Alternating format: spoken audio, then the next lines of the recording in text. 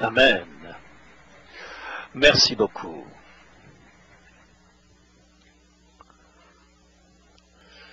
Très belle présentation et aussi très beau thème. Bonsoir. Je suis très heureux de vous voir ce soir. Et nous avons une étude très importante ce soir. Cette présentation s'intitule « Les deux témoins ». Et ceci nous amène à Apocalypse chapitre 11. Nous avons beaucoup de matériel. Nous n'allons pas pouvoir ce soir tout vous dire.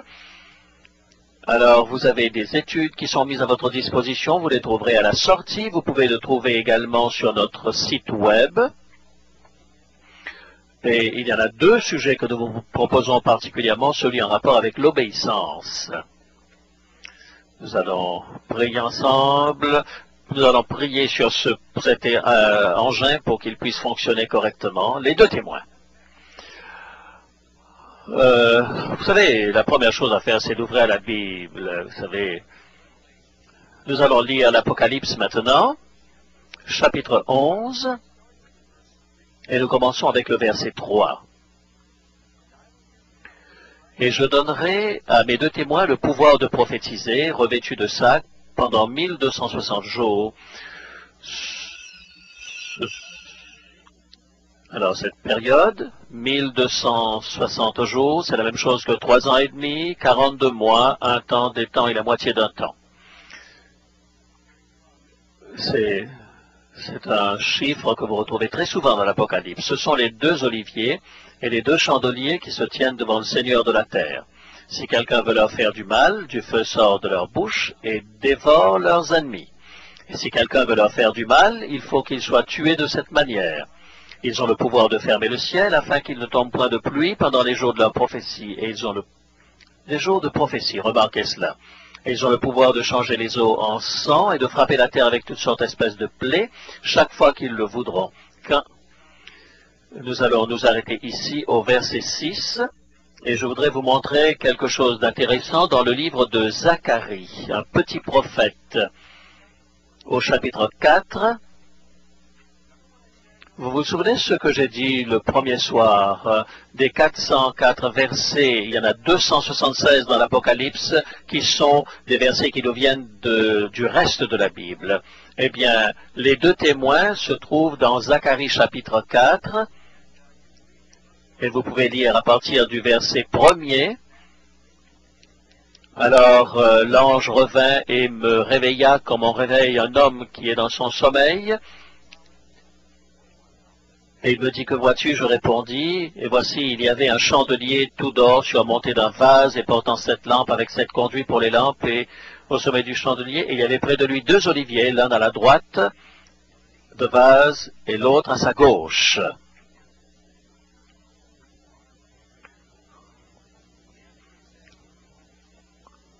Vous devriez vous sentir parfait, parce que vous savez, même les prophètes ne comprenaient pas toujours, sans que des anges ne soient là pour leur montrer la vérité. C'est voici la parole du Seigneur à Zorobabel. Ce n'est ni par la puissance, ni par la force, mais c'est par mon esprit, dit l'Éternel des armées.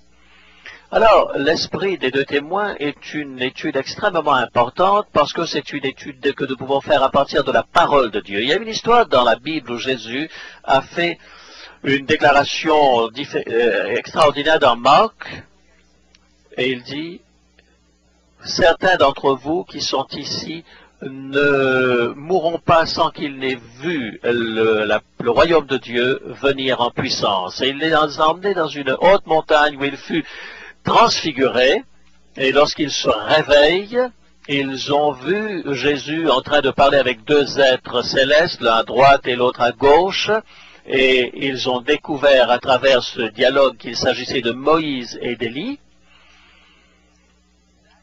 Cette expérience sur la montagne avec ces 2 personnages a été le signe le plus fort que le Christ était le Messie, parce que Moïse représente la loi, Élie représente les prophètes.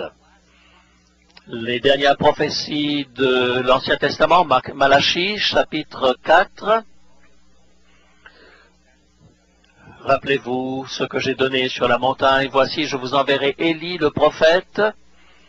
Voici, je vous envoie Élie la loi et les prophètes, la parole de Dieu. C'est la phrase que Jésus va utiliser pour décrire la parole de Dieu. La parole de Dieu est intimement liée à ces deux témoins. Lorsque vous regardez dans Apocalypse chapitre 11, vous voyez qu'il est question de deux oliviers et à la droite du chandelier à sa gauche. Qu'est-ce que cela signifie? L'huile d'olive vient de l'olivier, et c'est avec l'huile d'olive que l'on faisait brûler les lampes des chandeliers. Vous savez, il fallait le faire avec de l'huile d'olive pure, dit la Bible. Ta parole est une lampe à mes pieds, nous dit la parole de Dieu. Qu'est-ce que c'est que cette lampe? C'est la parole de Dieu. Et Zacharie dit à l'ange, mais qui sont-ils? Et l'ange répond, c'est la parole de Dieu. Cette parole de Dieu a la puissance de fermer les eaux de la pluie. Rappelez-vous l'histoire d'Élie, où pendant 3 ans et demi il n'a pas plu. Ces deux témoins représentent la parole de Dieu. Vous avez souvent entendu dire que Moïse et Élie sont justement ces deux témoins. Ce sont des symboles de la parole de Dieu. Mais plus tard, la prophétie va dire que ces deux témoins vont être tués et leurs corps seront livrés en pâture. Où sont-ils aujourd'hui? Est-ce qu'ils ne sont pas dans le ciel? Est-ce qu'ils n'ont pas encore glorifié aujourd'hui? Ils ne vont pas revenir pour mourir sur la terre. Ce serait quelque chose d'absolument absurde. Il y a là des symboles qui sont employés par l'Apocalypse. Ces deux témoins représentent la parole de Dieu. Mais vous pouvez également voir dans Hébreux chapitre 4, verset 12, que c'est une épée tranchante, une épée plus tranchante quelconque à 2 tranchants. La parole de Dieu est donnée sous une forme double dans la Bible. Ce sont les deux témoins, l'Ancien et le Nouveau Testament. La loi et les prophètes, le Nouveau Testament, Moïse et Élie. Ce sont des symboles que nous pouvons utiliser pour comprendre cela. Les commandements ont été écrits sur combien de tables? Pourquoi 2 tables? Vous savez, parfois, j'ai un petit mot. Quand je n'arrive pas à tout écrire sur une note, alors j'écris sur une deuxième note. Est-ce que vous croyez que Dieu n'avait plus assez de place et il a été obligé d'utiliser une deuxième table? Non, c'était délibéré. Il a utilisé 2 tables en pierre. Et je vous en parlerai un petit peu plus, un peu plus tard. Si vous deviez faire résumer la Bible en un mot, Dieu est amour. Si vous deviez élargir cela, Jésus a dit, vous pouvez aller un peu plus loin, le premier commandement, c'est d'aimer le Seigneur de toute sa force et d'aimer son prochain comme soi-même. Si vous voulez comprendre faire une sorte de triangle avec un sommet de plus en plus large, alors vous avez les 4 premiers commandements qui parlent de l'amour de Dieu et les 6 autres commandements qui parlent de l'amour en relation avec son prochain. Alors que nous avançons dans notre étude de l'Apocalypse, chapitre 13, vous allez bientôt entendre parler de la bête, ça vient cette semaine, l'image, afin que l'image de la bête parlât et qu'elle fit que tous ceux qui n'adoreraient pas l'image de la bête fussent tués. Pourquoi est-ce que quelqu'un serait tué simplement parce qu'il n'adore pas la bête? Est-ce que la Bible dit qu'il y a quelque chose de mal à adorer une image, une idole? Vous savez, si le peuple de Dieu ne comprend pas les commandements de Dieu, ils vont être préparés à accepter la bête et sa loi. Et vous comprenez donc que c'est important d'avoir cet élément, de comprendre que c'est la loi de Dieu. Apocalypse chapitre 14, verset 12, qui gardent les commandements de Dieu et qui ont la foi de Jésus. C'est en contraste avec la marque de la bête. Au verset 12, heureux ceux qui gardent les commandements de Dieu et qui ont la foi de Jésus. D'un côté, vous avez ceux qui adorent la bête, et de l'autre côté, vous avez ceux qui gardent les commandements de Dieu. Cette étude est une étude extrêmement cohérente, parce que même parmi les chrétiens, il y a des doutes sur la question de savoir faut-il ou non observer les commandements. C'est une tragédie. Je voudrais vous raconter un événement merveilleux. Vous savez, les écrevisses.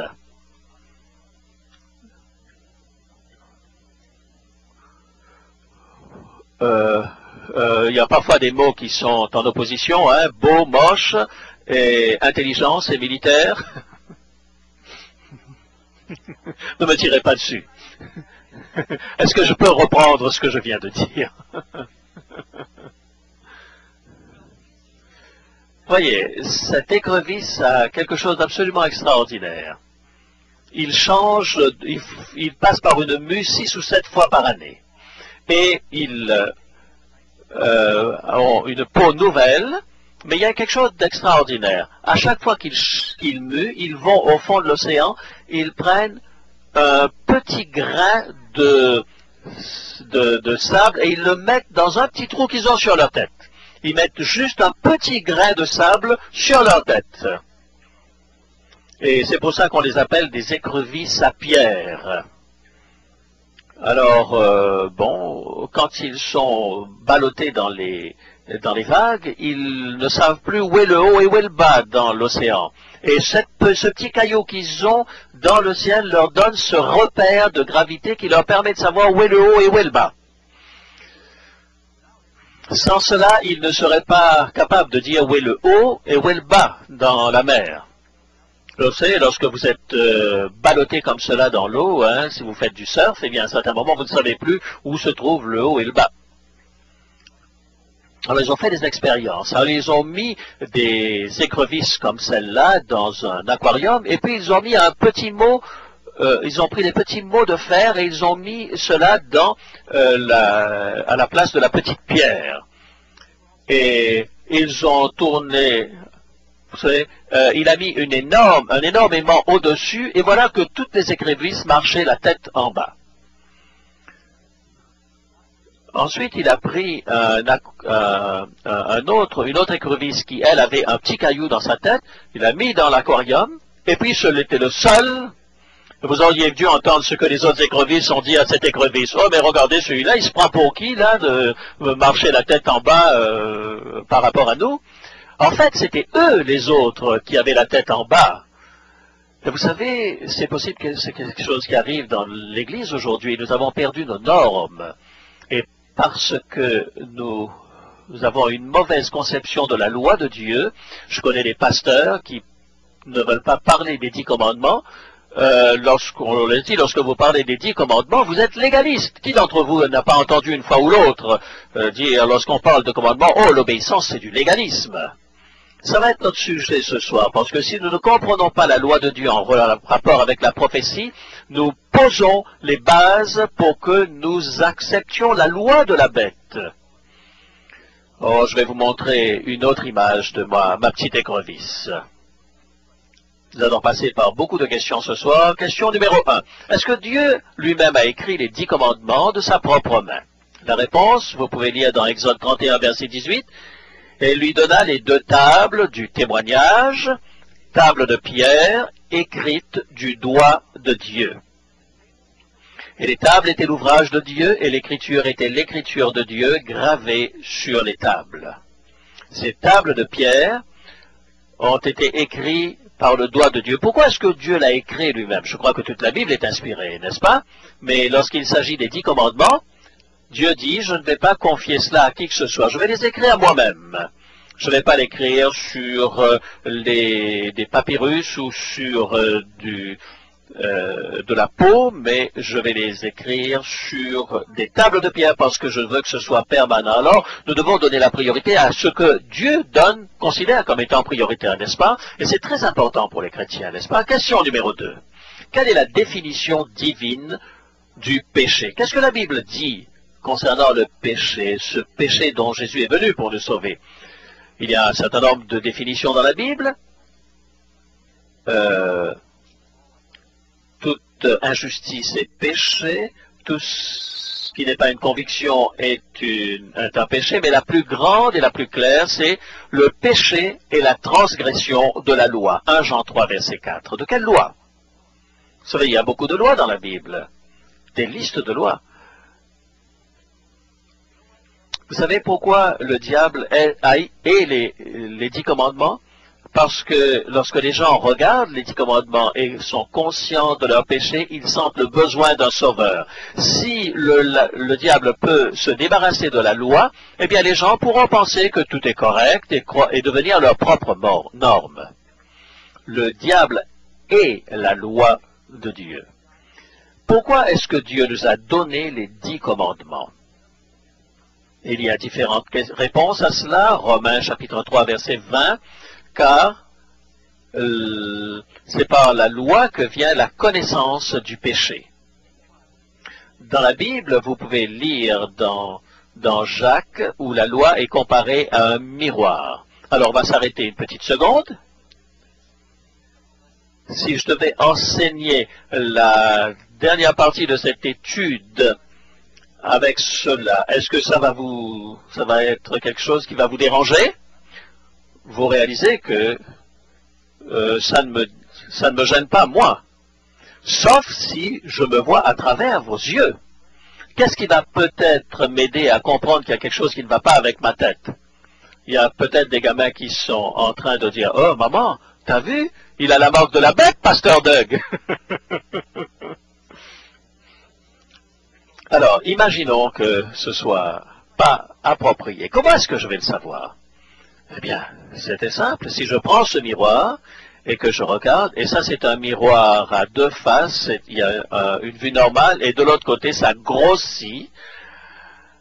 Ah, je préfère le côté normal. Ah, j'ai un problème. Maintenant, le miroir m'a montré que j'ai un problème.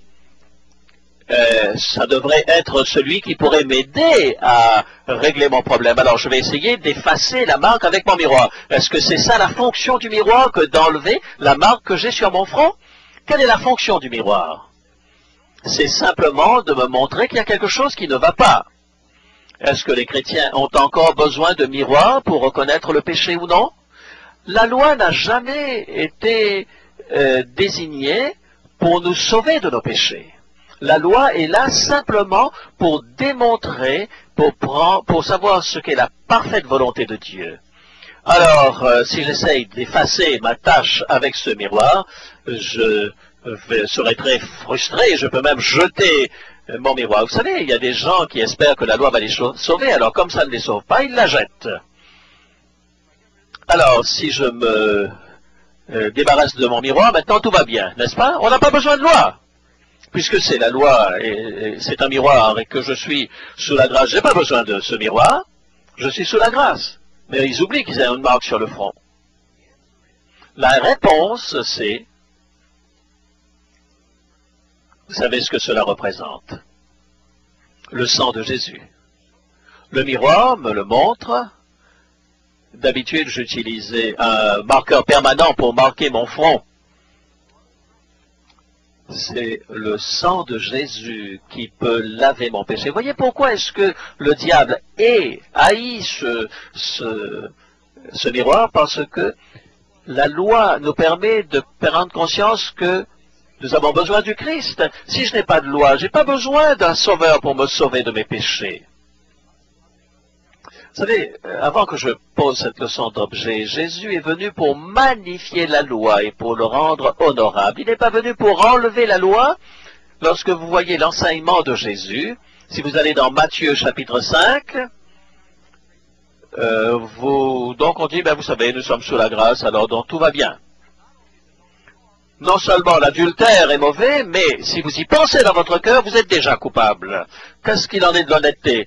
Jésus a dit, non seulement vous ne devriez pas mentir, mais que votre oui soit oui et votre non soit non. Ne jurez pas par le ciel ou par la terre. Non seulement il dit, vous ne devrez pas tuer, mais si tu es fâché contre quelqu'un sans raison, il n'a jamais rejeté les commandements, il n'a fait que le développer et le magnifier. Pourquoi est-ce que nous avons besoin de la loi? Psaume 119, verset 165. Il y a beaucoup de paix pour ceux qui aiment ta loi et il ne leur arrive aucun malheur. Vous savez, je deviens très suspicieux lorsque quelqu'un qui se dit chrétien n'aime pas que l'on parle des 10 commandements. Et j'arrive à me demander, mais Pourquoi est-ce que les 10 commandements leur donnent ces petits boutons? Il faut partir du principe que s'ils n'aiment pas la loi, c'est qu'il y a peut-être quelque chose qui ne va pas dans leur vie, qu'il y a péché quelque part et que la loi les gêne. Pourquoi? La loi nous donne la paix normalement. Si je n'aime pas la loi, c'est que quelque part je ne suis pas en accord avec cette loi. Et si vous êtes toujours en train de rouler à la vitesse normale, est-ce que vous vous sentez coupable lorsque vous voyez un policier? À chaque fois que vous voyez la lumière rouge et bleue, là, vous comprenez, hein, dès que vous voyez ça, vous levez les pieds, n'est-ce pas? Vous avez une conscience coupable? La paix est grande pour ceux qui aiment ta loi. Et si nous lisons dans Proverbe 29, verset 18, heureux s'il observe la loi. Est-ce qu'il est misérable, celui qui observe la loi? Au contraire. Oh, est-ce qu'il est sous ce poids de la loi? En Christ, nous avons la liberté. La liberté de quoi? De pécher? De briser la loi? Vous savez, c'est sérieux ça. C'est la doctrine des démons. Et il y a un nombre qui augmente de chrétiens qui sont en train d'oublier ces vérités fondamentales qui sont cela. Dieu désire que nous observions les 10 commandements. Ils ne sont pas appelés les 10 suggestions, ce ne sont pas les 10 recommandations, ce sont les commandements de Dieu. Ils n'ont pas été écrits sur du papier, journal, ils ont été écrits dans la pierre. Et cela semble si fondamental, et pourtant il y a des gens qui ont des problèmes avec cela. Heureux celui qui observe la loi. Jean chapitre 15, verset 11, je vous ai dit ces choses afin que ma joie soit en vous et que votre joie soit parfaite. Si vous êtes en train de voyager et que vos enfants sont près de l'eau, est-ce que vous n'êtes pas content?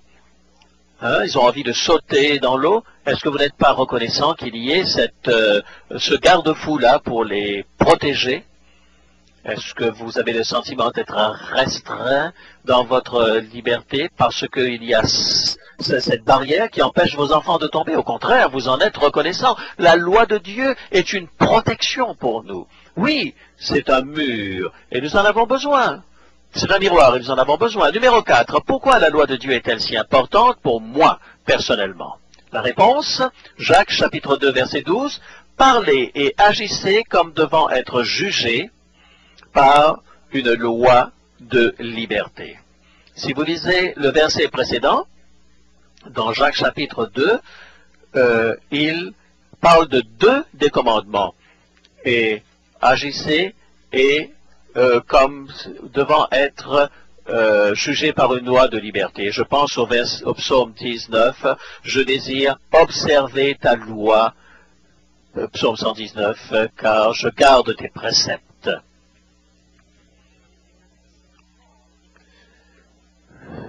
C'est la loi qui met les criminels derrière les barreaux, qui vous libère. Si vous êtes libre aujourd'hui, c'est parce qu'il y a une loi. Et si vous observez cette loi, eh bien, vous pouvez... Ceux qui brisent la loi perdent leur liberté. Dieu désire que nous soyons libres. C'est pour cela qu'il nous a arrachés de notre absence de loi et nous a donné la loi pour que nous ayons le bonheur, la paix et la liberté. L'idée que Jésus est venu et qu'il a enlevé la loi et que nous pouvons faire n'importe quoi est un mensonge. Vous ne pouvez jamais être heureux sans loi.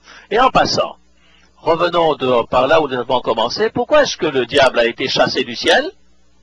Ézéchiel 28 nous dit, c'est parce qu'il a péché.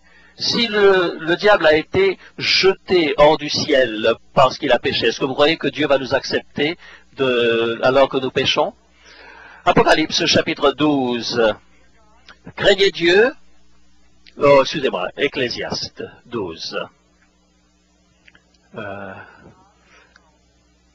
Ecclésiaste 12. Crains Dieu et observe ses commandements, car c'est là ce que doit faire tout homme, car Dieu amènera toute œuvre en jugement au sujet de tout ce qui est caché, soit bien, soit mal. Crains Dieu et observe ses commandements. C'est la raison pour laquelle nous avons besoin du sang de Jésus pour laver nos péchés, de manière à ce que lorsque notre nom est écrit dans le livre de vie et que nous sommes devant le Seigneur, eh bien nos péchés seront effacés. Dieu ne nous sauve pas pour que nous continuions de pécher, il nous sauve du péché. Il nous aide à remporter la victoire sur ces choses qui nous faisaient du mal. Et la raison par laquelle vous pouvez savoir que les 10 commandements est toujours intact, et là je vais m'arrêter quelques instants. Il y a des lois dans la Bible, des lois cérémonielles, qui ont été clouées à la croix. C'est juste, nous allons en parler dans quelques minutes. Mais les 10 commandements n'est pas cette loi qui a été clouée à la croix. Ou est-ce qu'on a le droit de voler, de tuer, de mentir, d'être adultère? Nous sommes en Christ, ça n'a plus d'importance. C'est ridicule de penser une chose pareille. Lorsque vous essayez de vous débarrasser de la loi de Dieu, vous êtes en train d'essayer de vous débarrasser de Dieu lui-même. Regardez la description de Dieu dans la Bible et la description de la loi et vous allez voir qu'elle est parallèle. Regardez par exemple... Ah, excusez-moi, je pensais que c'était cette idée-là qui venait. Regardez les choses. Par exemple, en 1940, quand j'étais enfant, les problèmes que l'on avait à l'école, c'est à l'époque où on parlait encore des 10 commandements. Est-ce que vous vous souvenez lorsque vos propres enfants, même dans les écoles publiques, ils avaient les 10 commandements, même dans les écoles publiques, c'était en noir? Est-ce que vous vous souvenez de cela dans les écoles? Mais ils ont commencé à enlever les commandements des écoles.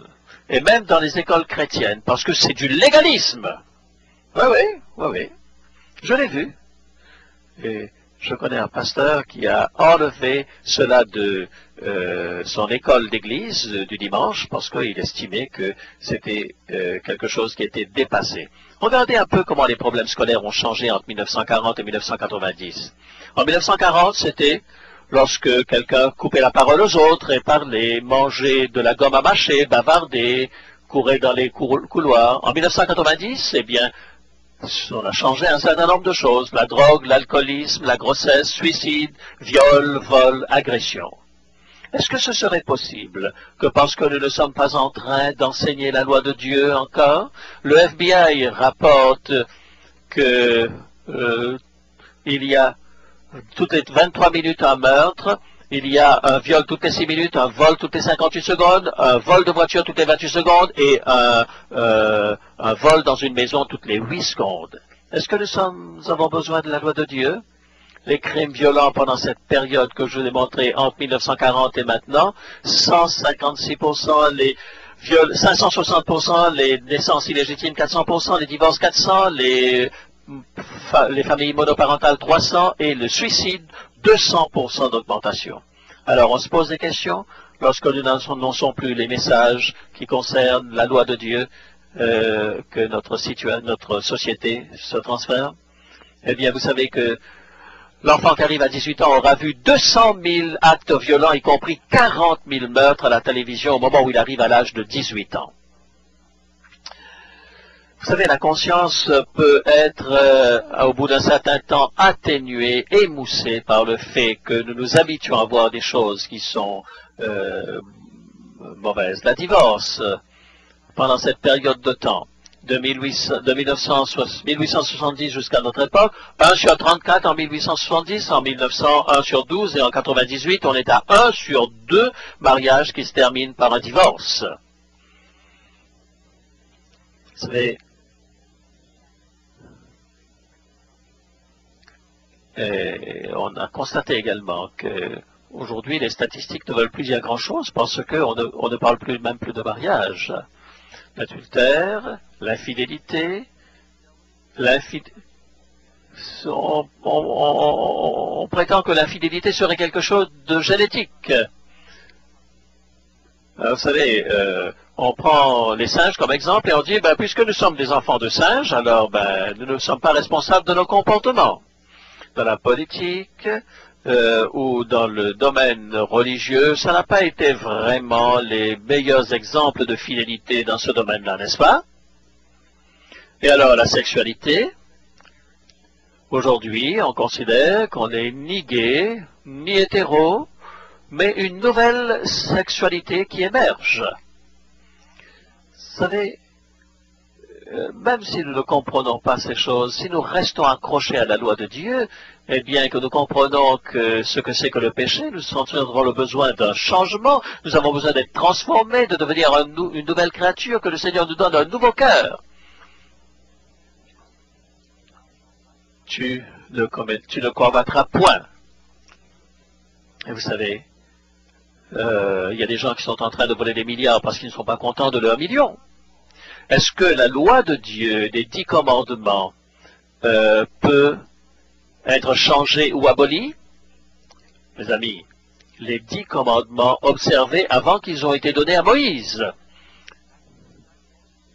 Oui, avant le temps de Moïse, lorsque Joseph a été tenté par la femme de Potiphar, il a dit, mais comment est-ce que je pourrais commettre un si grand péché? L'adultère était là lorsque Caïn a tué son frère Abel. Est-ce que ça remonte pas au début de l'histoire? Eh bien, Dieu lui dit, le péché est à ta porte. Eh bien, le meurtre était un meurtre déjà, il y avait péché.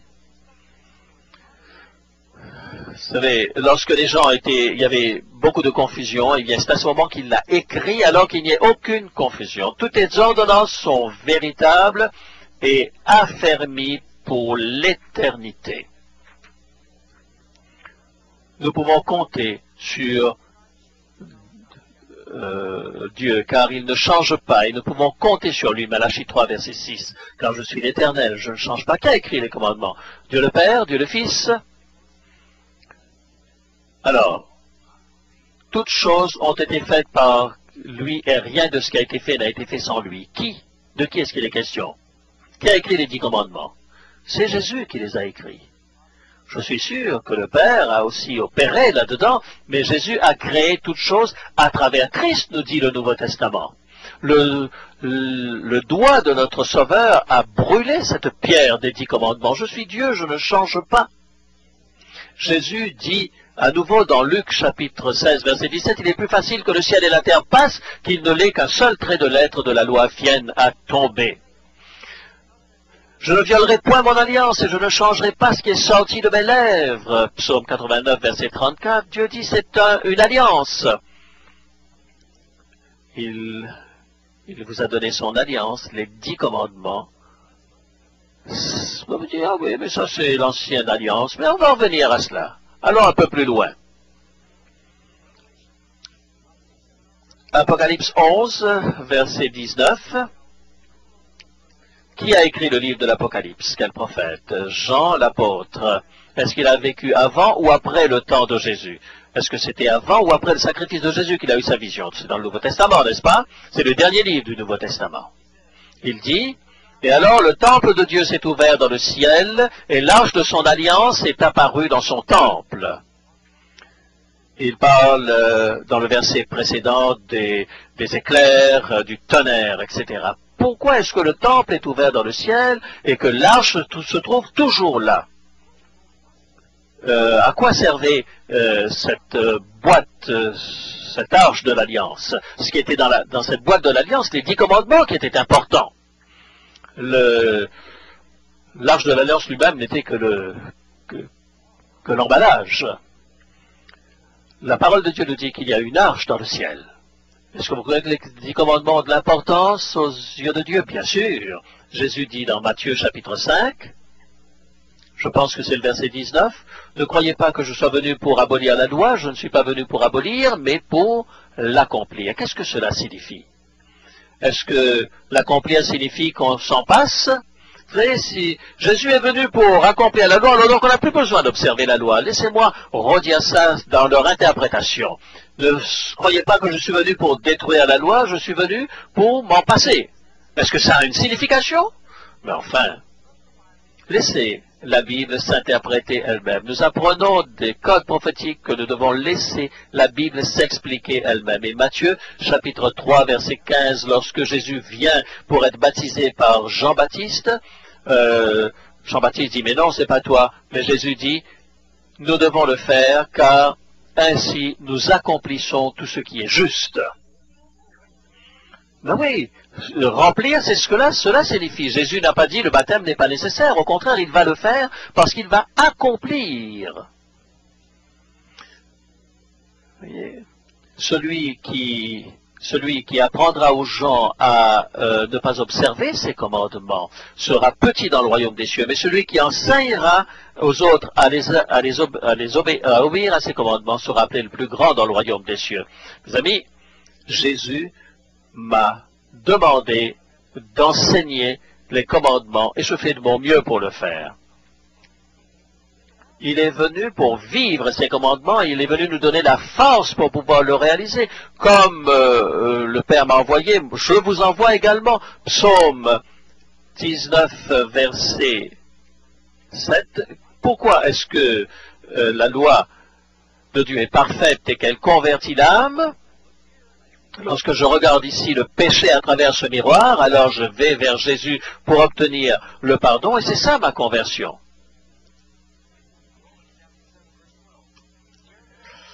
Romains 7, verset 12. Ainsi la loi est sainte et le commandement est saint, juste et bon. Comment est-ce que nous pouvons considérer que quelque chose de bon et de juste doit être rejeté? Que dit Jésus? Est-ce qu'il a aboli la loi lorsqu'il était sur la terre? Qu'est-ce qu'il dit? Jean 15, verset 10. Matthieu 5, 17, je ne suis pas venu pour détruire, mais pour accomplir. Jean 15, verset 10, j'ai gardé les commandements de mon Père. Et Pierre nous dit que nous devons marcher dans ses pas. Vous savez, les chefs religieux disent que Jésus a brisé la loi. Mais vous savez, ces prêtres de son époque ont aussi dit qu'il avait un démon. Est-ce qu'il était possédé? Ils ont dit également qu'il vivait une vie de débauche. Est-ce que c'était vrai? Absolument pas. Ne laissez pas ces gens-là vous donner l'opinion que vous devez avoir de la Bible et de Jésus. 1 Pierre, chapitre 2, versets 21-22, Christ aussi a souffert pour nous, nous laissant un exemple afin que nous suivions ses traces. Souvent on se dit, mais je me décourage, parce que comment est-ce que je pourrais vraiment observer la loi? Il suffit de suivre Jésus moment par moment. Nous lui demandons et il commence à nous changer. Nous avons l'impression que nous ne pouvons pas nous en sortir. Eh bien, vous allez découvrir que vous êtes devenez une nouvelle créature. Et la Bible nous dit, mais vous serez transformés par le renouvellement de l'esprit. Ainsi, le Seigneur fait de vous une nouvelle créature. C'est le verset c'est le texte dont je voulais vous parler avant. Nous ne pouvons nous passer de la loi de Dieu sans nous passer de Dieu lui-même. Parce que la loi de Dieu reflète son caractère. La Bible dit que Dieu est bon, Luc 18, verset 19, et Romains 7, 12 nous dit que la loi est bonne. Dieu est saint, la loi est sainte. Dieu est juste, la loi est juste. Dieu est parfait, la loi est parfaite. Dieu est amour, la loi est amour. Romains 13, verset 10. Il ajoute de plus, Dieu est justice, la vérité, le Dieu est pur, la loi est spirituelle, la loi est immuable. Si la loi est immuable, Dieu aussi est immuable, et Dieu est éternel, et la loi est éternelle. Chaque attaque qu'il y a sur les 10 commandements est une attaque sur la personne de Dieu lui-même. Parce que la loi est l'expression du caractère de Dieu. C'est pour cela qu'il l'a écrit de son doigt sur la pierre. Vous savez, nous gardons la loi parce que c'est par amour que nous le faisons. Question 7. Est-ce qu'une personne qui continue de transgresser volontairement l'un des commandements de Dieu peut être sauvée? Non, vous êtes sauvé par la grâce, vous n'êtes pas sauvé par l'observation de la loi. Je vais le prouver par la Bible. Car le salaire du péché, c'est quoi? C'est la mort. La mort et le péché est la transgression de la loi. Alors, si je peux vous amener dans une désobéissance légale, eh bien, à partir de ce moment, je suis en train de vous fermer la porte du ciel. Et à nouveau, il nous est dit dans 1 Jean chapitre 2, versets 3 et 4, nous savons que nous le connaissons si nous gardons ses commandements. Beaucoup de gens disent, j'aime le Seigneur, je n'ai pas besoin de la loi. Qu'est-ce que la Bible dit sur ceux qui disent, j'aime Dieu, mais qui ne gardent pas ses commandements? Celui qui dit, je l'ai connu et qui ne garde pas ses commandements est un menteur, et la vérité n'est point en lui. C'est comme lorsque j'ai dit, beaucoup viendront en me disant, Seigneur, Seigneur, et il leur dit, mais pourquoi ne faites-vous pas ce que je vous demande de faire? Vous êtes le père de l'iniquité, les enfants de l'iniquité. L'iniquité, c'est la notion d'absence de loi. Et ces gens-là croient qu'ils sont chrétiens, mais nous avons chassé des démons en ton nom, nous avons fait des miracles en ton nom. Mais vous n'avez pas observé mes commandements, dit Jésus. Pourquoi nous disons Seigneur, Seigneur, et nous ne faisons pas ce qu'il dit? Si nous l'aimons, nous avons le désir de lui obéir. Parce que l'amour est l'accomplissement de la loi. Question numéro 8. Est-ce qu'on peut être sauvé en observant la loi? Non. Personne ne peut être sauvé en observant la loi. L'homme le plus parfait de la Bible, si beaucoup de personnes ont cette conception que dans l'Ancien Testament, on était sauvé par les œuvres, et puis maintenant nous sommes sauvés par la grâce. Ça, c'est de la bêtise. C'est du non-sens. Personne n'est sauvé par ses œuvres. C'est élémentaire dans la Bible. Vous n'êtes jamais sauvé par vos œuvres, vous êtes sauvé par la foi, en regardant par la foi la croix à venir, et maintenant nous sommes sauvés par la croix qui est dans notre passé, mais nous sommes sauvés par la même foi en Jésus-Christ. Et aujourd'hui, nous croyons que l'agneau est venu. Mais ceux qui étaient dans l'Ancien Testament croyaient que l'agneau allait venir et ils étaient sauvés également par leur foi. C'est par la grâce que vous êtes sauvés et non par vous-même. Et cela ne vient pas de vous, c'est le don de Dieu. C'est le don de Dieu afin que personne ne se glorifie. Vous savez, on a peut-être la tentation de dire, oui, j'ai gardé tous les commandements de Dieu. Il y a des gens qui croient que lorsqu'ils gardent les commandements de Dieu, ils seront sauvés. Vous savez, si nous aimons Dieu, alors nous obéissons à Dieu. Laissez-moi illustrer pour vous cela. Dans l'expérience de l'Exode, lorsque les enfants d'Israël sont sortis de l'Égypte, est-ce que Dieu leur a demandé de garder la loi avant de les sauver ou après qu'il les ait sauvés? Regardons de près cela. Moïse est venu, ils sont toujours en Égypte, il y a eu les plaies qui ont touché les Égyptiens, et à la fin, ils sont sur le moment de partir, et avant de partir, ils tuent un agneau, ils mettent le sang de cet agneau sur leur porte, et ils échappent à la 10e plaie. Alors qu'ils ont commencé à tuer cet animal, ils ont commencé leur voyage. Ils avaient leur bâton à la main, ils avaient leurs chaussures en place au moment où ils ont mangé cet agneau. Pourquoi est-ce qu'ils commencent le voyage? Ils commencent le voyage avec l'agneau. Ils passent par la mer Rouge en passant. Avant d'arriver, si vous voulez sortir de l'Égypte, il faut passer par la mer Rouge. Ils passent par la mer Rouge, c'est un symbole du baptême, nous dit l'apôtre Pierre. Et ensuite, ils n'ont plus mangé, plus rien à manger. Ils sont pas en train de garder les commandements encore. Eh bien, ils vont avoir les Amalécites qui vont les frapper. Comment est-ce qu'ils vont gagner la victoire? Pas par leur force, mais Moïse sera sur la montagne et ces deux aides seront là à tenir ses bras. Il va y avoir la manne également et Dieu va les nourrir alors même qu'il ne leur a pas encore donné les 10 commandements. Après cette expérience, il les amène au mont Sinaï. Et c'est là qu'il va leur donner la loi. Qu'est-ce que c'est que le premier commandement? Ah, j'ai entendu pas mal de gens se tromper sur le premier commandement. Laissez-moi vous dire ce que vous dites d'habitude. Vous dites, tu n'auras pas d'autre Dieu devant ma face. Techniquement, ce n'est pas le premier commandement. Vous êtes déjà en train de passer une partie du commandement. Chapitre 20, Dieu dit ses paroles. C'est comme ça que ça commence dans les 2 tables de la loi. Je suis l'Éternel ton Dieu qui t'ai fait sortir du pays d'Égypte, de la maison de servitude. Je suis le Dieu qui t'a sauvé. Si vous m'aimez garder mes commandements, il commence les 10 commandements en disant « Je vous ai sauvé ». Maintenant, si vous voulez aller jusqu'à la terre promise, alors suivez ces commandements parce que ça va vous sauver. D'abord, il les sauve. Et ensuite, par amour pour lui, eh bien, on a le désir d'obéir. Voilà notre rôle. Nous ne sommes pas sauvés parce que nous obéissons parce que nous sommes sauvés.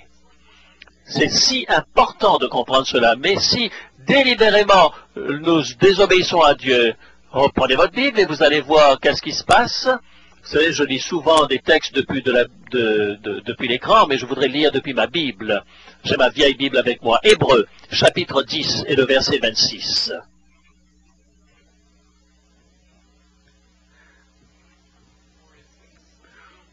Car si nous péchons volontairement, après avoir reçu la connaissance de la vérité, si nous péchons volontairement, lorsque nous connaissons la volonté de Dieu, il ne reste plus de sacrifice pour les péchés. Mais une attente terrible du jugement et l'ardeur d'un feu qui dévorera les rebelles. Nous pourrions continuer, sera traité comme un rebelle si nous connaissons la volonté de Dieu et que nous ne l'appliquons pas. Seigneur, je sais ce que tu dis, mais je m'en fiche parce que j'ai envie de faire ce que j'ai envie de faire. C'est une manière dangereuse de vivre. Est-ce que nous pouvons être sauvés alors que délibérément nous désobéissons à Dieu? Dieu les a sauvés de l'Égypte. Ensuite, il va les amener dans le désert. Est-ce que ces gens pourront être sauvés dans leur rébellion? Non, ils n'entreront pas dans la nouvelle terre, dans la terre promise, sans avoir abandonné leur rébellion. Question numéro 9. Pourquoi donc la loi est-elle nécessaire? On n'est pas sauvé par la loi. Alors, pourquoi? Eh bien, Romains, chapitre 7, verset 7, je n'aurais pas connu le péché sans la loi. Si la loi nous dit, tu ne convoiteras point. Romains 3, verset 20, c'est par la loi que vient la connaissance du péché, car tous sont péchés et sont privés de la gloire de Dieu. Vous savez, vous pouvez regarder le miroir d'une manière très différente. Chacun peut regarder une partie de la loi, mais vous savez, toute désobéissance est péché. Romains chapitre 2, verset 13, certaines personnes croient que quand ce ne sont pas ceux qui entendent la loi qui sont justes aux yeux de Dieu, mais ce sont ceux qui font la volonté de Dieu. Il y a des gens qui détourne cette parole de l'apôtre Paul. Numéro 10. Qu'est-ce qui donne la possibilité à un chrétien vraiment converti de suivre le modèle de la loi de Dieu? La réponse, Romains chapitre 8, versets 3 et 4. Dieu a condamné le péché dans la chair en envoyant son propre Fils. Il a condamné le péché dans la chair. Il a résisté à la tentation. Il a dit, si vous m'aimez, faites ce que je vous demande de faire. Gardez mes commandements.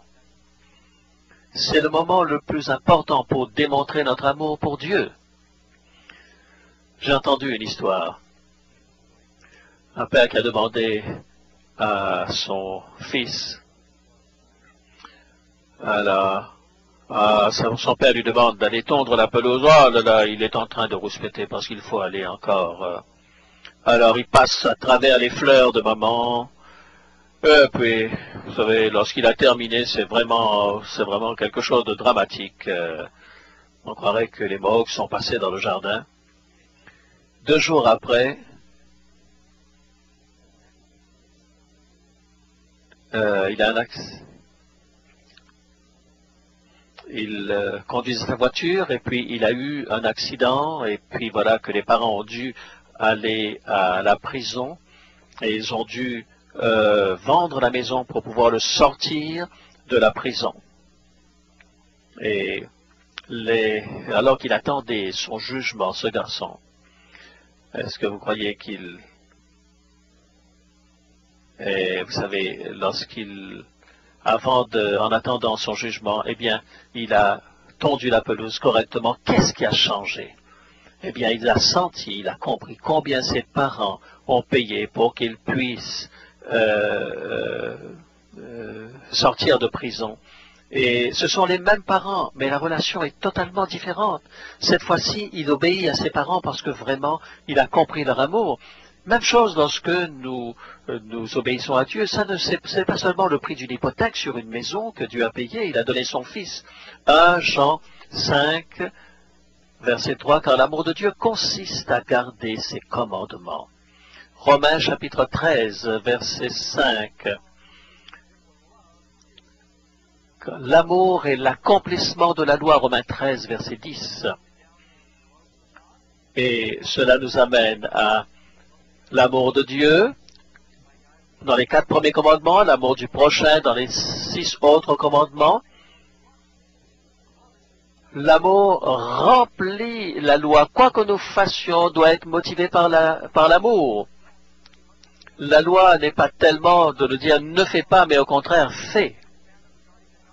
Dans le commandement qui parle Dieu dit, aimez-moi et gardez mes commandements, car ma miséricorde est pour 1000 générations. Lorsque les gens se fâchent contre les commandements parce qu'ils veulent garder les commandements et ils n'aiment pas Dieu. Et alors, à cause de cela, ils ont des problèmes avec la loi. Si vous...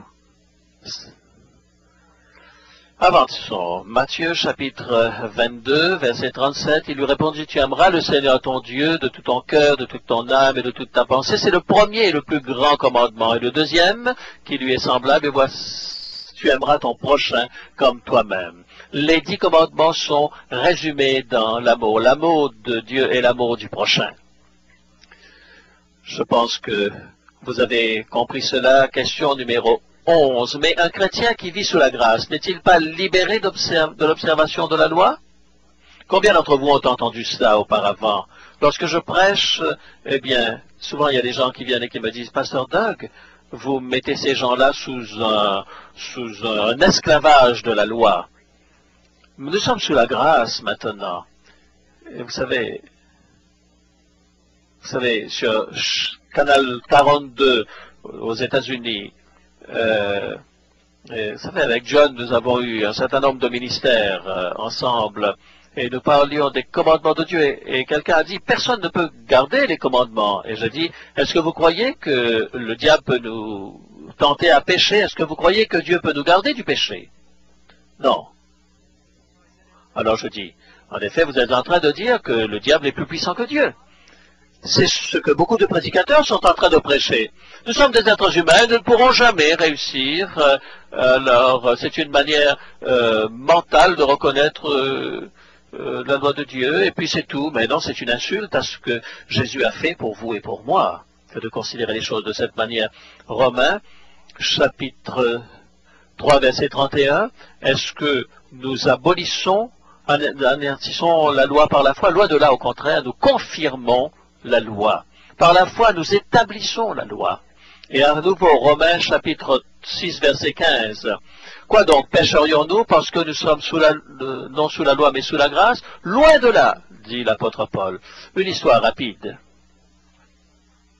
De temps en temps, il m'est arrivé d'avoir un ticket parce que j'ai roulé trop vite. Vous savez, je pourrais donner je ne pourrais pas donner des cours de conduite. Heureusement qu'on peut le faire par Internet.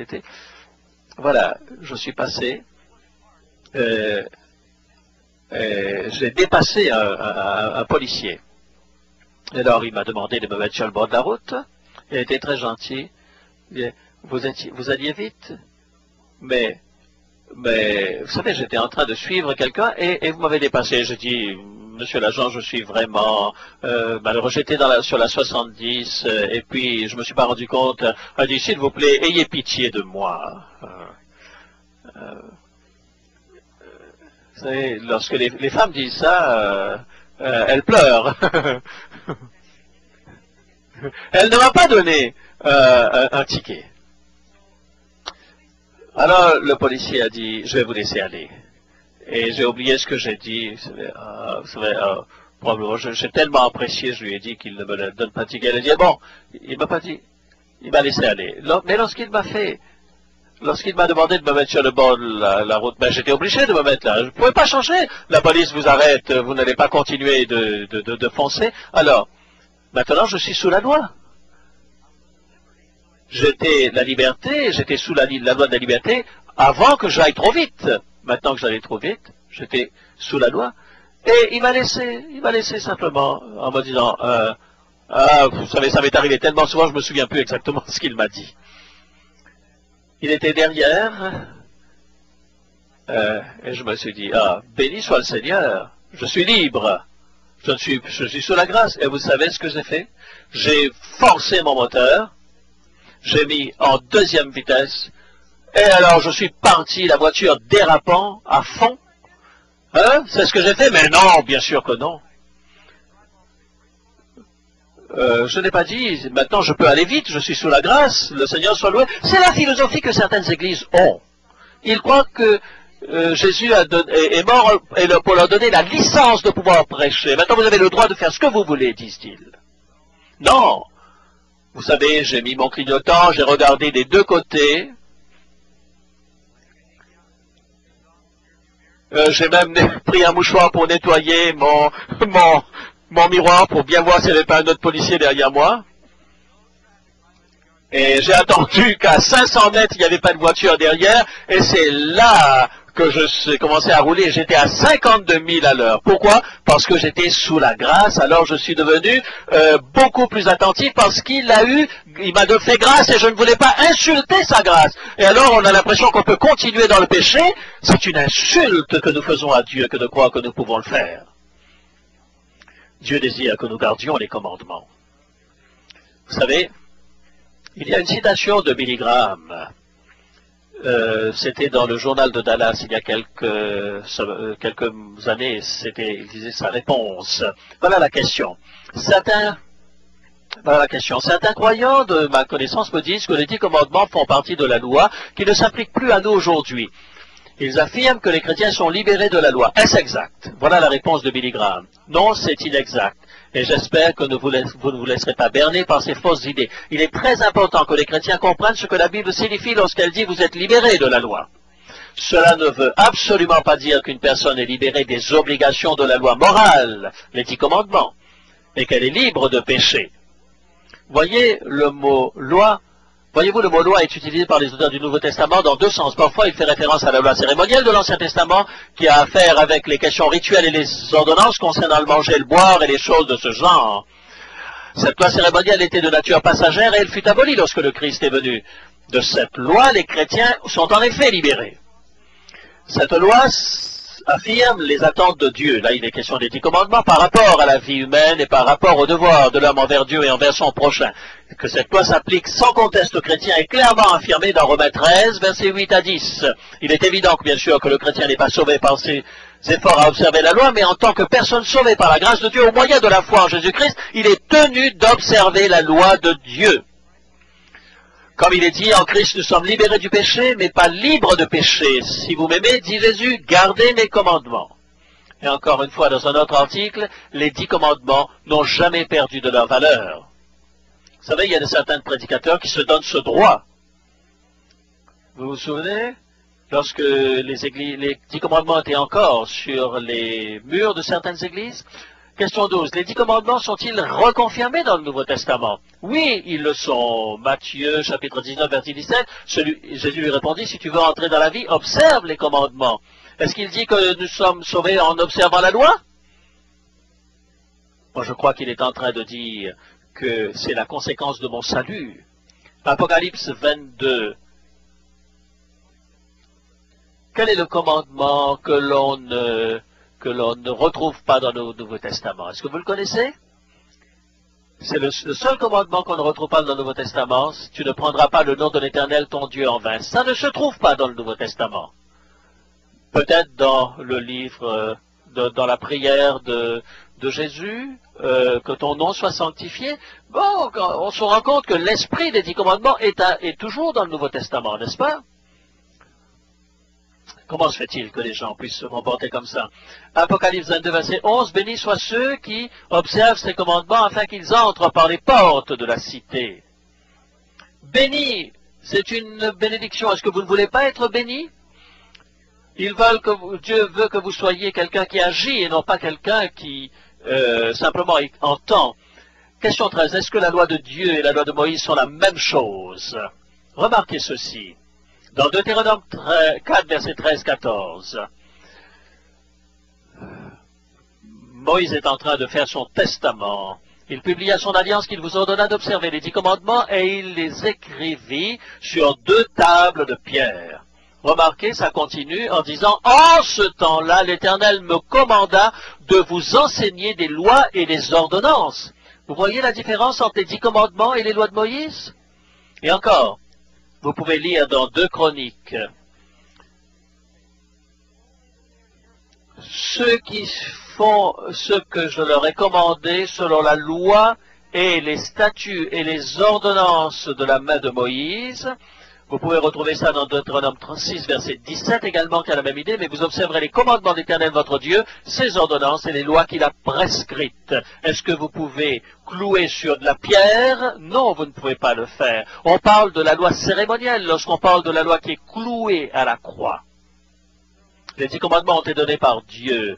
Et les 10 commandements ont été écrits par le doigt de Dieu, la loi cérémonielle par la main de l'homme. Les 10 commandements ont été dit par la voix de Dieu, ou de manière audible. Les lois cérémonielles ont été données par Moïse. Les 10 commandements ont été mis à l'intérieur de l'arche, la loi cérémonielle en dehors de l'arche. Est-ce que Dieu a fait une distinction entre les 10 commandements et les autres? Nous devrions nous aussi faire une distinction entre la loi cérémonielle et les 10 commandements. Allons de l'avant. Ayant anéanti par sa chair la loi des ordonnances dans ses prescriptions. Éphésiens 2, verset 15. Nous n'avons pas besoin de nous occuper de la circoncision, du sacrifice de l'agneau, des sabbats annuels, des sacrifices et des libations. La loi cérémonielle a été abolie pour les enfants de Dieu. Mais la loi des 10 commandements, c'est autre chose. Quelle est la différence entre l'ancienne et la nouvelle alliance dans ce cas-là? Il faut comprendre ceci. Il publia son alliance qu'il vous ordonna d'observer, les 10 commandements, et il les écrivit sur 2 tables de pierre. Les 10 commandements étaient l'alliance que Dieu a faite. Lorsque Moïse est descendu de la montagne avec la loi de Dieu, tout ce que tu as dit, ont-ils dit, nous le ferons. Mais lorsqu'il est descendu de la montagne, est-ce qu'il le faisait? Non, ils l'ont oublié, ils se sont fait un veau d'or, et ils ont oublié les 10 commandements. La Bible dit dans Hébreux, chapitre 12, 8, verset 8, c'est avec l'expression d'un blâme que le Seigneur dit à Israël, je ferai, Hébreux 8, verset 8, je ferai avec la maison d'Israël et la maison de Juda une alliance nouvelle. Et vous pouvez le lire également dans Jérémie 31, verset 33. Vous voyez la notion d'alliance dans l'Ancien Testament. Mais voici l'alliance que je ferai avec la maison d'Israël après ces jours-là, dit l'Éternel, je mettrai ma loi au-dedans d'eux, je l'écrirai dans leur cœur. Alors dites-moi, l'ancienne alliance, tout ce que le Seigneur a dit, je le ferai, c'était la promesse des hommes. Dans la nouvelle alliance, dit Dieu, elle repose sur le fait que je vais écrire ma loi dans vos cœurs. L'ancienne alliance est écrite sur les pierres. Est-ce que c'est une loi différente qui est écrite dans nos cœurs? Mais c'est la même loi, mais elle est écrite sur quelque chose de différent. C'est tout simplement parce qu'elle est juste et bonne, cette loi. Eh bien, le Seigneur dit, voici l'alliance que je ferai avec la maison, je mettrai mes lois dans leur esprit, je les écrirai dans leur cœur. Question numéro 15. Quels sont les sentiments du diable envers les personnes qui observent les 10 commandements? La réponse? Et le dragon fut irrité contre la femme, et il s'en alla, dans Apocalypse 12, verset 17, dans les temps de la fin, il s'en alla faire la guerre au reste de sa postérité, à ceux qui gardent les commandements de Dieu et qui ont le témoignage de Jésus. C'est la loi simple de la vie. 2 lois. Voyez ce que Dieu désire vous faire, que vous fassiez. Regardez ce que le diable ne veut pas que vous fassiez et faites-le. Si ça fait plaisir au diable, ne le faites pas. Si ça attriste Dieu, ne le faites pas. Si ça rend le diable malade, faites-le. Il a une colère énorme contre cette femme qui garde les commandements de Dieu. Vous voyez le diable qui est en train d'essayer de pouvoir permettre que la bête et son image puissent être adorées. Vous savez, j'ai entendu une histoire il y a quelque temps de cela. Certains ont entendu parler de ça en 1995, un jeune homme qui a été trouvé coupable de meurtre. Et personne ne savait cela si ce n'est son père. Son père était un agent du FBI et il a confessé à son père ce qui s'était passé. Au téléphone, son père a été le seul qui le savait. Il devait prendre une décision. Est-ce que je vais... je sais qu'il a fait un double homicide. Est-ce que je vais cacher cela? Ou bien est-ce que je vais le dire et qu'il risque d'être exécuté pour cela? Ou alors est-ce que je veux le protéger? Je suis son père et je ne peux pas le faire. Et même cet homme a reconnu qu'il devait rester fidèle à la loi. Et il a dit à son fils, tu m'as dit, je le sais, je t'aime, je suis ton père, mais il faut qu'on te dénonce. Et il a dû témoigner contre son fils. Et il a dit, je t'aime, mais je suis tellement malheureux de cela. Si un être humain qui aime son fils a suffisamment de fibres pour reconnaître que la loi est la loi, la valeur de la loi, que vous ne pouvez pas laisser la loi lorsqu'il s'agit de meurtre, même s'il s'agit de votre fils, est-ce que la loi de Dieu aurait moins de valeur? Vous voyez, il y a 3 exemples de rois qui ont écrit des lois et qu'ils ont regretté et qu'ils ont voulu changer par la suite, mais qu'ils n'ont pu changer. Le roi Darius a écrit une loi, et il a dit, celui qui va prier qui que ce soit, si ce n'est moi pendant 30 jours, sera jeté dans la fosse aux lions. Et il ne s'est pas rendu compte que son ami Daniel allait se retrouver dans la fosse aux lions. Il a essayé tout ce qu'il pouvait pour essayer de trouver un échappatoire pour Daniel, mais Daniel est allé dans la fosse aux lions. Ahasuérus a écrit une loi que tous les Juifs allaient être exécutés un certain jour. Il ne savait pas que Esther était une Juive. Il ne pouvait pas changer sa loi. Tout ce qu'il a pu faire, c'est leur donner l'autorisation de se défendre avant que ce jour arrive. Vous savez, lorsque Hérode disait à la fille de sa femme, on te donnera ce que tu veux, elle a demandé la tête de Jean-Baptiste. Si ces hommes égoïstes n'ont pas changé leur parole, comment est-ce que nous pouvons penser que le Dieu de l'univers, qui a écrit les commandements avec son doigt dans la pierre, ne s'inquiète pas de l'obéissance? J'aimerais demander à John de venir ici. Mais je sais ce que vous pensez dans votre cœur maintenant. Vous dites, Doug, cette loi des 10 commandements, je voudrais qu'il y ait la puissance dans le sang de Jésus qui peut vous aider à être non seulement des personnes qui entendent la parole, mais qui la mettent en pratique.